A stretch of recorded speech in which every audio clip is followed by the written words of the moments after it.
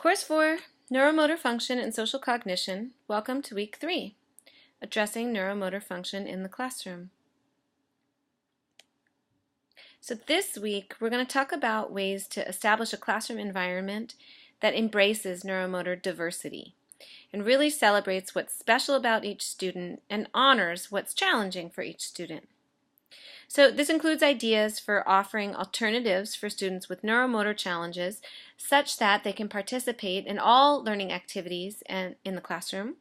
And also we'll think about ideas to offer opportunities for students to develop their skills in neuromotor function or demonstrate neuromotor strengths and allow them to feature interests that include strength in neuromotor function. So the two learning objectives for this week are as follows. First, to understand strategies for helping students develop skills or bypass weaknesses in neuromotor function, and also to apply knowledge and vocabulary related to neuromotor function to identify class-wide strategies that use strengths and affinities to leverage challenges. So in this slide, we'll start by thinking about alternatives for students who have neuromotor challenges. And these are really ideas for ways to bypass neuromotor weaknesses such that students are able to participate meaningfully throughout the school day. And before I go through a bit of explanation for each of these bullet points, I really want to just put out there, of course, I don't think this is an exhaustive list of all of the ways to offer alternatives for students with neuromotor challenge. Instead, this list is really meant as a starting place for thinking about ways to offer those kinds of alternatives. And I think what I'm going to do is put up a discussion forum, a general discussion forum at the top of our Moodle page for this week. I'll put it up this week, but it'll be at the top of the Moodle page. So that I'll start with these 4 bullet points as ideas for alternatives. And I really encourage everyone to add ideas that you have, either that you think of on your own or that you come across in your work. And that way we could develop a class-wide resource of the kinds of ideas that would support students who demonstrate neuromotor challenge in the classroom. And of course, that's not a formal assignment. It's an opportunity. It's not an obligation. Okay, so the first idea I have listed here is leveraging technology. And in terms of leveraging technology, we've talked about using ways to use technology to bypass graphomotor weakness in particular, right? So we've talked about offering students the chance to use a keyboard instead of writing by hand so that they can participate in a task of writing and coming up with ideas for writing, generating prose, generating text, and responding to prompts through essays. But that's not the only way to use technology, right? So one example of another way would be to use technology to allow students to use computer models of manipulatives instead of handling the physical manipulatives, and this would support a student who had a weakness in fine motor function. So when you start to think about what it is that a student is struggling with in terms of neuromotor function, the technology supports, of course, should match what the weakness itself is. Another idea is to think about group tasks, grouping of students, and the design of group tasks in particular through a neurodevelopmental lens of thinking about neuromotor function. So for example, group tasks allow for students to take on different roles. So students with neuromotor challenges could be spared having to complete the tasks that are particularly strenuous to them or frustrating. For example, if we think about a group activity, say in middle school, in which students are supposed to design, build, and test a model suspension bridge to understand principles of engineering or physics. Right? The learning goal is around understanding these principles of engineering. The neuromotor function weakness could potentially become a barrier for a student in building the model suspension bridge. So in a group, a student with a fine motor weakness could be the person who presents the model and answers questions about the model and participates in discussions about the design and even does some of the work of building but isn't tasked with the primary task of using fine motor skills to build. Instead, the group as a whole can focus on the construction of the bridge, and the student with the neuromotor, fine motor weakness might be the person who's best suited to really discussing and talking about that project. Next, if we think about the design of in-class activities and expectations, we might think of ways to start manipulating those to support students and include students who have neuromotor challenges.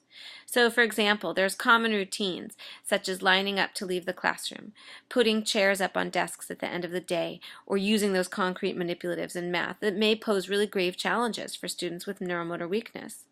However, small modifications to these routines could be a really powerful alternative for struggling students. So, for example, students who have difficulty with fine motor function, snapping counting cubes together, could be quite challenging and off-putting to them, but if they were partnered and had a chance to be the one to count the cubes once those cubes were already snapped together by their partner, they might be able to really develop a strength and feature a strength of theirs as opposed to being the one who's struggling with putting the pieces together. For another idea, instead of illustrating a story or creating a line graph to represent data, students could select images from magazines, the internet, or books to include with their work. So again, these modifications to the activities are really intended to maintain the learning goal and the learning objective of the task, but mitigate the negative impact of a pre-existing neuromotor challenge or weakness. And finally, assessments themselves can be modified to allow students with neuromotor challenge to better demonstrate what they think and what they know. So things like oral responses, keyboard writing, or collection and explanation of items or artifacts are some of these potential ways to assess student learning while bypassing weaknesses. So, like I said, this is a beginning of the list. This is not the complete list. And I'll post a discussion forum called Alternatives for Students Who Have Neuromotor Challenges on our Moodle page. And if you're so moved, please add to that list. Okay, next we'll think about opportunities for students to develop and/or demonstrate strengths in neuromotor function. So it's really important to look for these opportunities to develop and work on neuromotor functioning skills. As we talked about before, for some students with weaknesses in other constructs in heavy demand at school, like language, memory, or attention, opportunities to demonstrate neuromotor strength can be a relatively rare and important opportunity for them to be able to participate. And also for students who have neuromotor weaknesses, bypassing those weaknesses at times is really key, as we talked about, for making sure those students have access to the learning objectives of lessons. But it can also be just as important to work on developing strength in the areas of weakness. So it might not be the right time of day to work on the physical task of graphomotor function when students are working on story sense or author's voice. But there might be other times of the day that some practice and graphomotor skills would be a huge support to a student who is challenged in that area. So here are some ideas. The first is to incorporate art in the classroom. So for students who already have graphomotor or fine motor strength, incorporating opportunities for sculpture, for building, for painting, or for drawing can give them a chance to really feature what it is that they are good at and what they potentially love to do. For students who have weaknesses in these areas, in neuromotor, fine motor, or graphomotor function, art can be a chance to work on developing skills in those areas.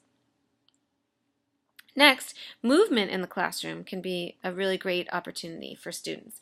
So things like skits, playing with balls, or even going outside to look for shapes or angles in math, or other features of the environment that happen to connect to the content presented in class, can give students who have an affinity for gross motor function or a strength in gross motor function a chance to exhibit that or to work on that.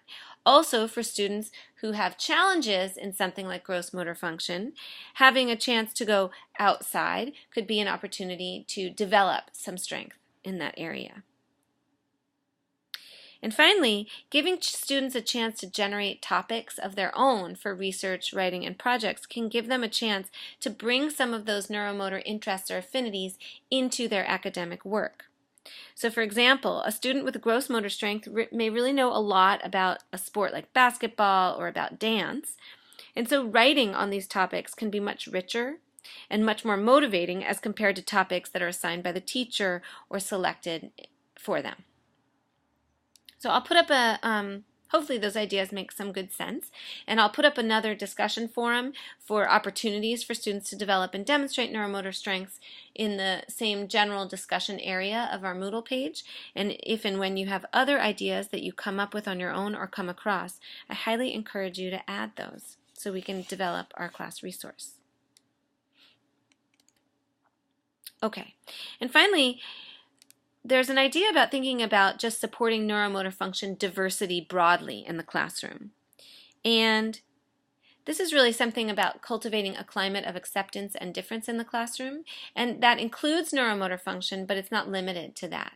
So things like celebrating excellent questions, celebrating interesting mistakes that students make, that really lead to learning on a daily basis or on a regular basis can add to a classroom climate where students learn that difference and mistakes and demonstrations of things that are not perfect or totally polished is okay. And cultivating that kind of classroom environment makes a huge difference for students who struggle with neuromotor function in particular. And the reason is neuromotor function is something that can be very visible to others, right? We talked about those students who have an awkward sense of body in space are very obvious to their peers, and it can be humiliating at times for students. It can make them the subject of ridicule, and it can really lead to some experiences at school that can be potentially take a long time to get over for students. However, in a classroom environment that accepts diversity of all forms, including skills diversity and learning diversity and neuromotor diversity, the kinds of ways of expressing yourself in the classroom that are different than what's typical can become sources of celebration and interest instead. Another way to support neuromotor function diversity and diversity in general is just to have everyone feel open to sharing strengths and weaknesses, and that begins often with the teacher. So modeling as a teacher that we come with strengths and we come with areas of weakness, and that's okay, and that those areas of weakness are things that we might be working on and at times bypassing as well. I think really modeling that for students makes a huge contribution to a classroom climate that embraces diversity. And finally, celebrating both the risk-taking itself and growth.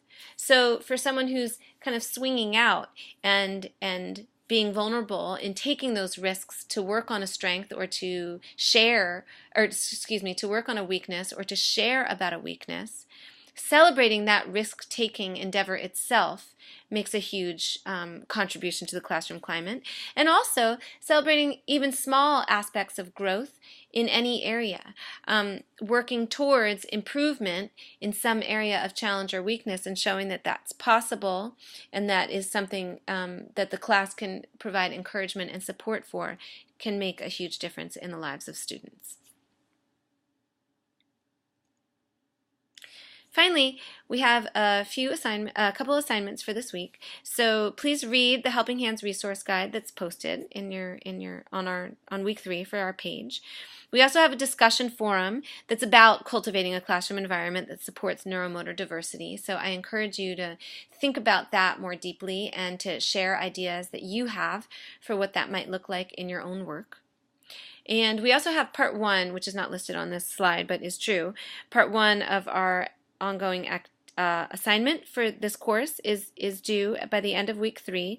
And again, the goal is for you to select a target student, someone who you find interesting in terms of neuromotor function and or social cognition, because this assignment will carry through for all 6 weeks.